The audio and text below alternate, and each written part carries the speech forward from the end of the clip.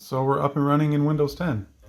It wasn't too much work to get it running in Windows 10. The biggest hitch I ran into is Windows Update kept wanting to install a version of drivers for the GTX 260 that aren't really compatible with this, because it would always install them. You'd restart the computer and you would have a exclamation mark next to the NVIDIA GeForce 260M. The 9400 would be fine. The drivers worked all day long for that, but for whatever reason, the GTX card didn't like the drivers that Windows Update was finding. So I was able to find the correct drivers, or at least drivers that would work, on Dell's website. They were for Windows 8 64-bit, but it doesn't seem to be a problem. Every once in a while you'll start the computer up and there's going to be a low resolution. It'll be in low resolution, and then you come and check here and there'll be an exclamation mark next to NVIDIA GeForce. Just a quick restart and it comes back just fine.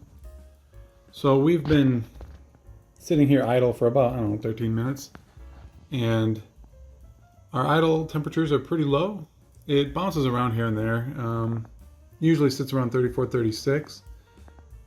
Yeah, see the one core is bouncing up to about 40. Yeah, I don't know what the usual, it could be doing some sort of update or something in the background. But anyways, it runs pretty cool and pretty quiet.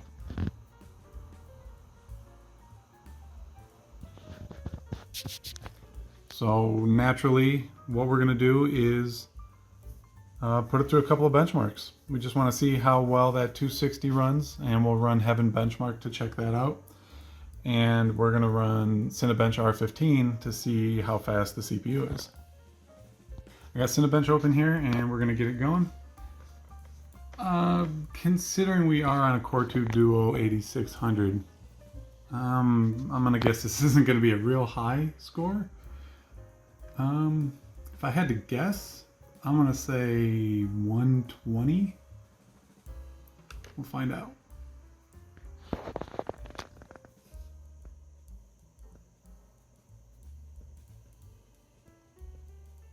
Now, obviously, this is going to take it a while. It's a dual core, no hyper-threading or anything like that. And the temperature is going to get, I imagine it's going to run up into the 60s or 70s. So once the temperature ramps up, I'll turn the fan or the camera back on and we'll see how loud it gets. Also, real quick, I do want to point out the fact that the battery does work. It does take a charge. I was kind of blown away by that. It's very worn according to Hardware Monitor. Has 68% wear level. And looks like it wants 86,580 milliwatt hours. But we can only, 100% is only 27, so like 30% of battery is left. So we've been chugging away for a little while here. And our temperatures are in the 40s, mid to mid-high, and it's running pretty quiet.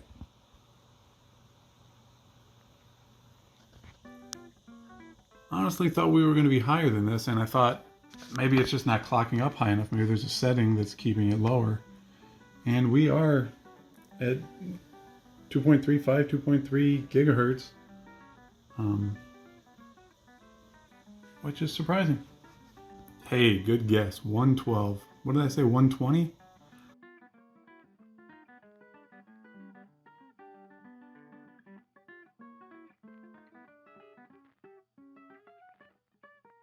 We're going to do sort of the equivalent of 720p. I'm going to run that.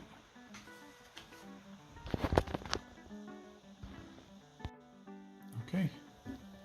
Immediately right off the bat, we're in the 40s as far as FPS goes. And that makes sense. We went from 1440 to 1280 by 800. So we took quite a bit of load off of the GPU, and it doesn't look that, you know, our quality hasn't really dropped that much. Let's benchmark it. And we finished with Results that we kind of expected. Much higher FPS, a much higher score. Minimum FPS is more than doubled than last time. Maximum FPS, again, also almost doubled. But we are running on low quality and a lower resolution. However, that's pretty sweet. All in all, I'm pretty impressed with this. I used to have a, what was it? I had a GTX 460 768 megabyte version, and I believe that was in a AMD 64 Athlon 64 system. And I didn't get these numbers even with a better video card. It was very stuttery. I think that 16 FPS, 20 FPS, full screened. And I probably was doing it on medium or high because I didn't like to run things on low. So this little beast, I can't imagine why somebody would throw it away. So while copying over via USB Grand Theft Auto 5 files to see if they'll run on this computer, it did this. Well, it did this because I was trying to set the date and time while it was copying over. So it either A, has a problem with RAM, or B, just ran out of RAM? I don't know. Hopefully it doesn't do this often. I might see if I can find 8 gigs of RAM to stuff in here to help it out. 4 gigs seems to be very restricting in Windows 10, unfortunately. So we'll see. I'm going to restart this and just let it copy the files normally, and I'll just let it be. I won't use it for anything because it's very slow while copying. Okay, it reset, or I had to reset it, and now we're doing this. So I'm probably done messing with it for tonight. It's probably not worth it to even try running Grand Theft Auto 5 on 4 gigs of RAM. Seeing as Windows doesn't even really like to run on, well, Windows 10 doesn't really like to run on 4 gigs. So I'm gonna call it a night. I'll be back. So this is tried for a couple of days now. I've always canceled it, but I'm completely convinced in Windows 10 and a traditional hard drive, spinning Rust, plus a slower processor, they're just not compatible. Eventually you kind of run into this issue either after installs or after an update, like a Windows update. I seem to run into this a lot, and the solution is an SSD, which kind of sucks because I was knee deep into my testing, and now we've run into this. I'll see if I can fix it, but I've never been successful before. You don't see this too much anymore. Looks like I'm gonna have to put that SSD in here after all. Turns out we're not gonna be trying to run GTA 5 on here. I could have swore that it was DirectX 9 compatible, but maybe it was back in the day and now it's not. Either way, we're not gonna be playing Grand Theft Auto. Okay, so since we cannot play GTA 5 on this, we'll play everybody else's favorite measure of performance, and we'll see if it can run Crysis. Alright, we finally got Steam version of Crysis up and running, and it auto defaults to high settings, which is kind of nice. It looks like we're getting a pretty solid 30 FPS here, as you can see up here. But let's get to a more heavily populated area. Alright, we got to a much more intensive area of the game, and we can see that our FPS have already dropped down to the low 20s. Kind of expected. We only have a GTX 260 in here, 1 gig of RAM. I mean, it plays alright, it plays smooth, played better than my computer played it when Crysis first came out, but the big issue here is we're not playing on a console, we're playing on what was at the time a pretty expensive, like, premium laptop. I think this thing was like $3,000 brand new. So I mean, console or Crysis at the time was a computer melter anyways. Let's go down here and see if our FPS, our frames per second, can't go down a little further. I'm sure it will. Let's go ghost mode.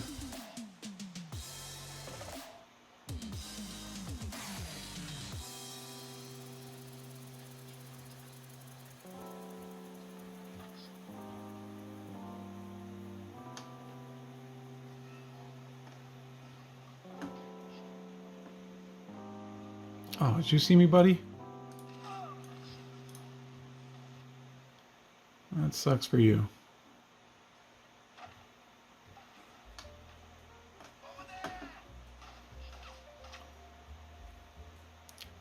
Buddy, what are you shooting at? You don't even see me. Where you at? I don't even see you.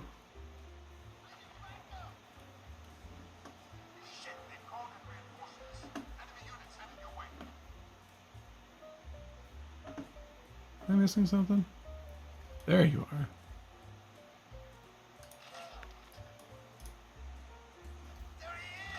Ah, there I am.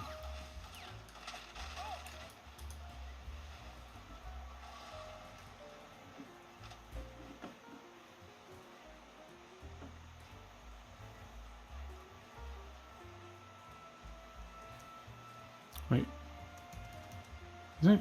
Oh, I don't even have any grenades. Anyways, so yeah, it gets down to like 20 FPS, and we can't have that. PC Master Race and all that. I don't really want to spend any money on this. It's probably gonna be worth more than I want to spend, so maybe I'll just.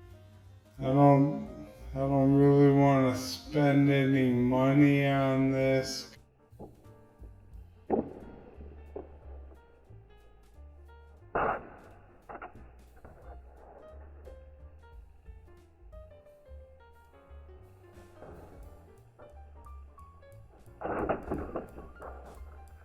I jumped on eBay and I did exactly what I was saying I wasn't going to do. I bought 8 gigs of RAM, the fastest DDR3 I can get, the 12800. With the CPU side of things, I found a pretty decent deal on a QX 9300, the Intel Core 2 Quad Extreme Edition. This was like $1,000 processor, I believe, back in the day, and I got it for like 60 bucks, which isn't, you know, it's not cheap, but it wasn't what it was back in the day. Okay, yeah, the introduction price on this Core 2 Quad Extreme, $1,038. And I got it for like 60 bucks. So it's a deal. That was a bargain. That was definitely something. So I'm gonna install these things and then we can start running some more tests. And hopefully this computer will be viable for a couple more years. I don't know what I'm gonna do with it. And odds are it's just gonna sit over here on the shelf. Maybe it won't. Maybe I'll sell it, but I don't know. Who knows? Maybe it'll just be a kind of a curiosity. I was reading that you can put the M17X R2 motherboard in there, and then you can have you can install, you know, an i7 processor, which would be pretty awesome. But at the same time, looking up the prices on those, they're like $200. So, anyways, I'm gonna put these parts in here, and I will see you guys in just a few minutes, I guess.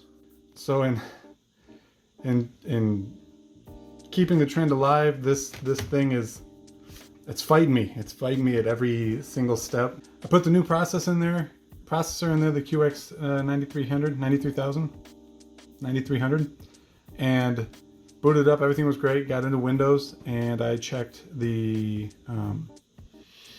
task manager, and it said that it was a I believe it said P8600 rather than the QX 9300, which was weird. And then I checked CPU-Z, and it detected it as, you know, the QX 9300.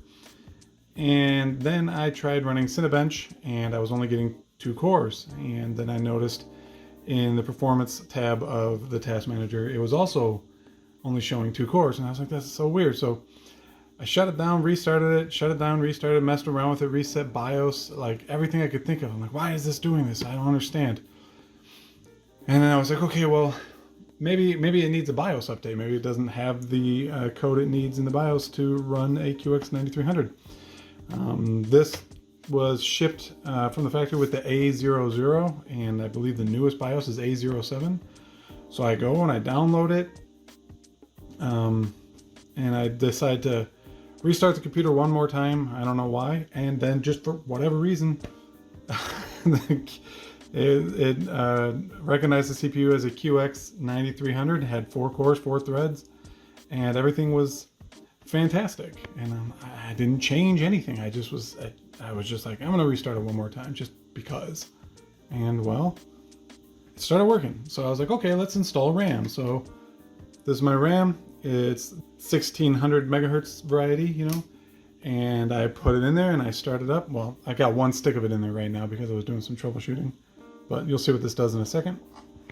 It's blank screen for a while, and then the caps lock button starts flashing, and looking that up online, it turns out that it's issue with the RAM.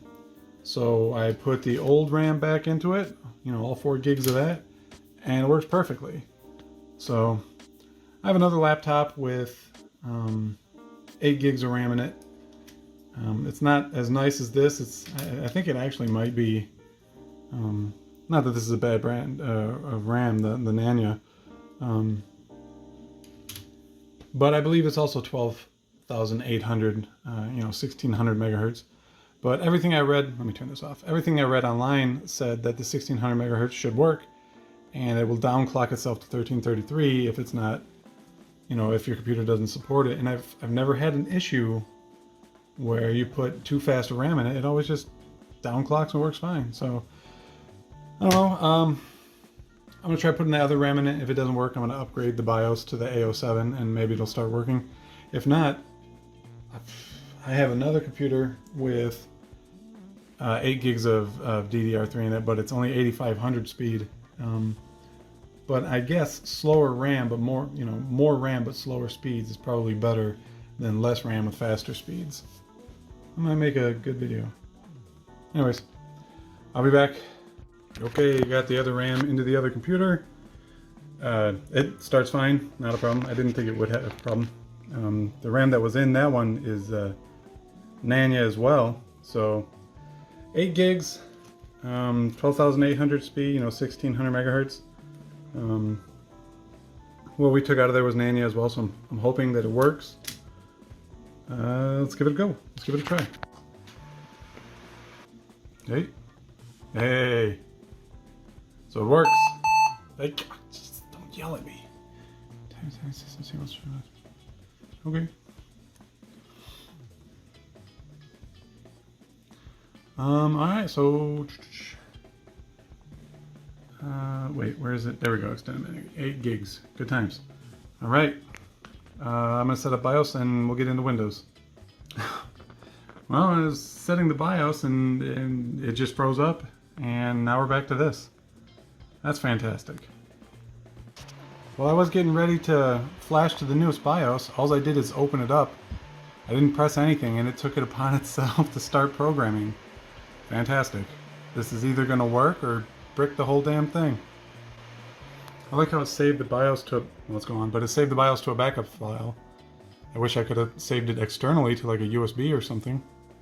So anyways, I decided I was going to flash the BIOS in an effort to get this to, you know, the old RAM is in there, and I was flashing it in hopes that I could get the new RAM to work. My issue being that the new RAM worked for a couple of resets, and then it went back to flashing the caps lock. So let's see what happens. Well, it was a success at least. I could have swore I pressed F2. Anyways, I'm gonna get into the BIOS and see if anything's different as far as like setting RAM speeds and stuff like that. So even with the updated BIOS, the RAM is still hit or miss. It doesn't start every time.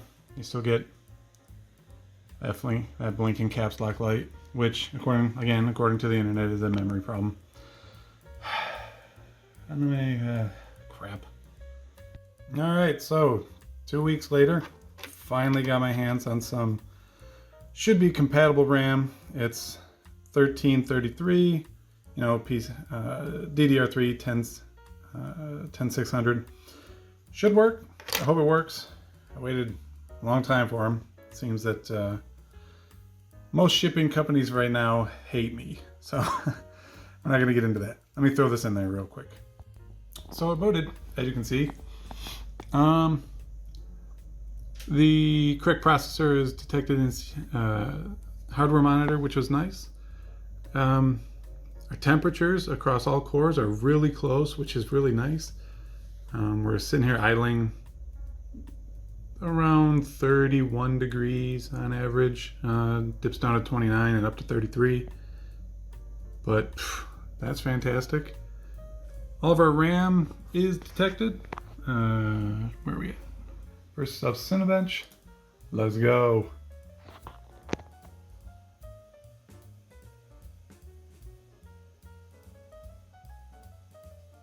See you in a few. So real quick before we get done, there was our previous score of 115 with the P8600 at 2.4 gigahertz. So we're not, as far as gigahertz go, the QX9300 runs at 2.53 gigahertz. So not a huge bump up there, but the extra 2 cores is really, I think, going to help us. So I'm going to guess we're going to end up somewhere around 200 for our score. All right, we're almost finished. Wow. I get, yeah, that makes sense. I mean, double 115 and 230, 242, extra RAM. I'm sure that helped. Forgot to talk about temperatures.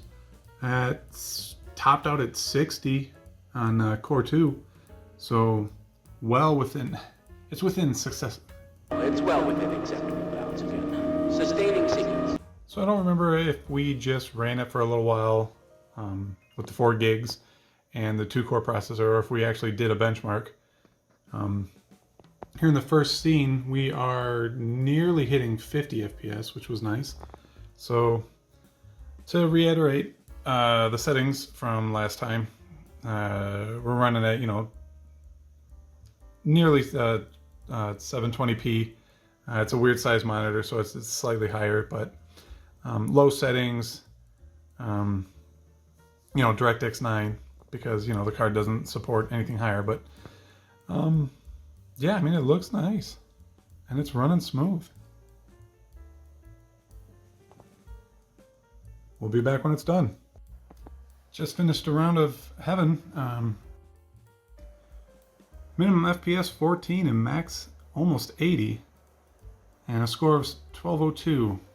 I don't remember, it's been so long, but I don't remember what the score was last time, so we'll have to review some footage.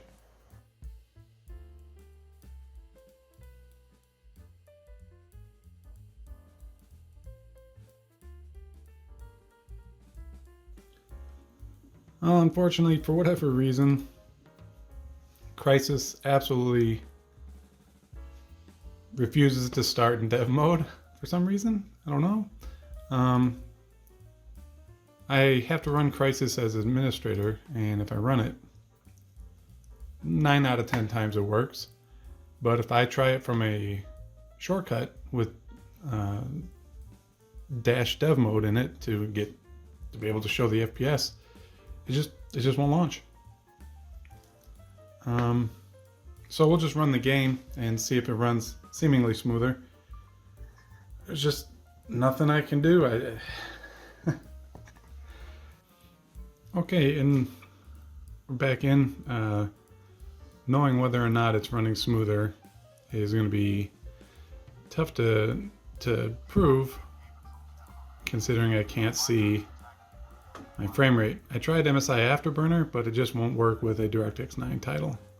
At least it won't work in Windows 10 with the DirectX 9 title. But I would say this is more than playable.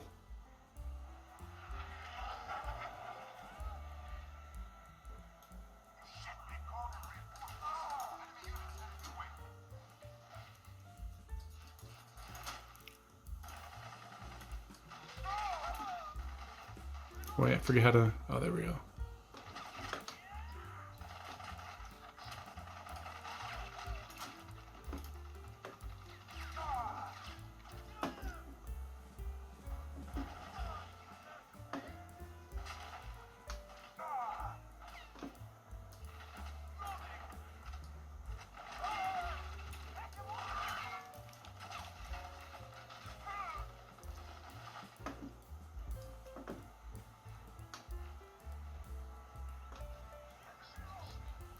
Wait.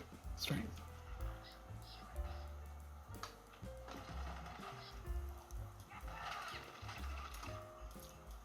Oh, you lived?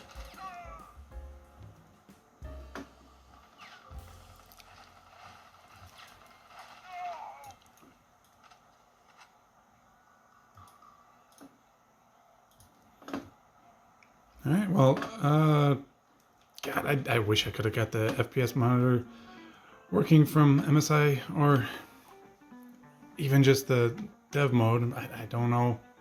I don't know why it doesn't work. I don't know why it doesn't work. Also, I thought I had grenades. Here's another test I like to do on YouTube. Since this is a 1440 by 900 resolution monitor, I like to find a 60 FPS video and set the resolution on YouTube to be as close to the native resolution as I can. In this case, it's 1280 by 720 full screen, 70 frames a second, and just watch to see if any frames are dropping. And as long as the frame rate's low enough, the drop frames are low enough, and the video plays smoothly enough, it's not an issue. You'd ideally like to see 0 frames drop, but you know, 1 out of 100 really isn't something you'd notice. Appreciate you coming along for the ride. Getting parts for this took a lot longer than I expected it to. On top of that, the RAM that we had bought for it unfortunately just doesn't work with it. And like I said, I took a gamble on it being the 1600 megahertz and working. But 1333 is more than enough, I would say. I might have this a few more projects in line for this. I would really like to find a keyboard for it and see what I can do about the ribbon cable. As you'll notice, the RGB on this doesn't work. The ribbon cable is messed up on it where it connects into the motherboard. And I would really like to fix this. I haven't seen any of these complete on eBay. And if I do find one, I'm sure it's going to be expensive. So I'll see what I can do about fixing this. And as far as the keyboard goes, I've seen them for 40 bucks. I've seen them for 80 bucks. And I know I said earlier that I don't want to spend any money, and here we are about RAM and a processor for it. But we'll see. We'll see. So if you enjoyed this, please give it a thumbs up. Maybe consider subscribing. And if you didn't, a thumbs down is good too. I'd rather you didn't, but I would appreciate some sort of input. If you have any ideas as far as projects I can do with this or other things I can put it to use for, let me know in the comments. And until then, I'll see you next time.